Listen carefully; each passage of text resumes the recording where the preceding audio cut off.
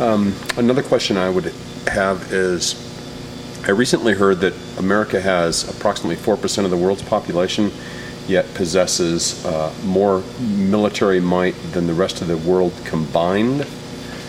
Do you think that it's necessary for the security of the United States to have such a massive and far-reaching military presence in the world? The answer to that, simply put, is no, I do not believe it's necessary. I think there are a couple of reasons why that has developed the way it has. One, we were warned after World War II about the military-industrial complex. And that if we did not keep tight reins on this, we would have an industry and a large economic sector of people that had a vested interest in the war machine in the United States. This has gone unchecked. President Eisenhower himself and said, we got to be wary of this. Now we are reaping the consequences of his warning and seeing exactly in our nation where this has become a major problem, that there are corporate interests that want to facilitate the war machine. And this is a grave threat to our nation, not only philosophically, but financially. Right now, the amount of money that we are pumping into our military presence around the world is alarming, particularly when you keep in mind the fact that we don't even have the money in the first place. Exactly. We're bankrupt. We owe $10 trillion to the nations of the earth and to the investors of the earth. We have a $407+ billion deficit for fiscal 2008. We're in deep trouble. And we keep spending money on fancy planes and jets and everything as if money were no problem. We are having an economic nightmare that is emerging on the horizon to strike us quickly. And one of the perpetuating factors to that nightmare is the amount of money that we pump into our military. But there's a deeper reason why our military presence around the earth has expanded so much.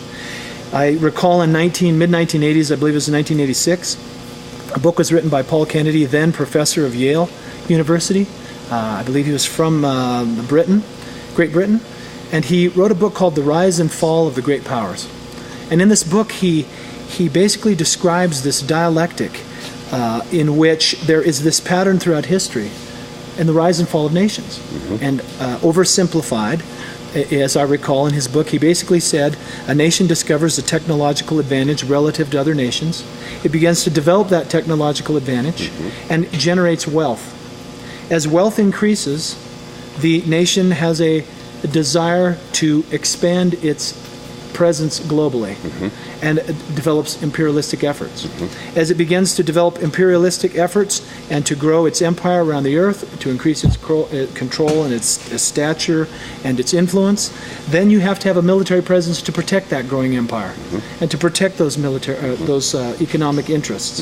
And so you have to start pumping a greater and greater portion of your gross domestic product into financing a war machine and military department, if you will, to protect your empire around the world. And this is a self-perpetuating cycle.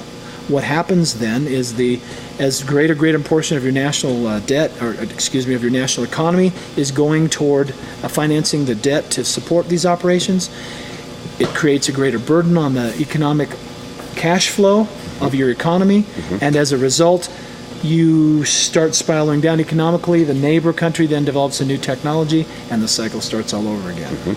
I believe America, he warned in 1986 that America is on this track.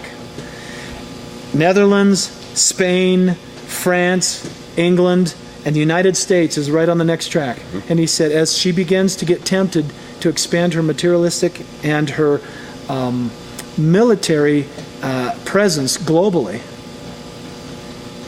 it's going to create a huge burden, a financial burden on the economy, and it's going to create an economic nightmare that is going to once again fulfill the dialectic and how it operates, the cycle of progression that we see happening historically, and America is going to be in deep trouble.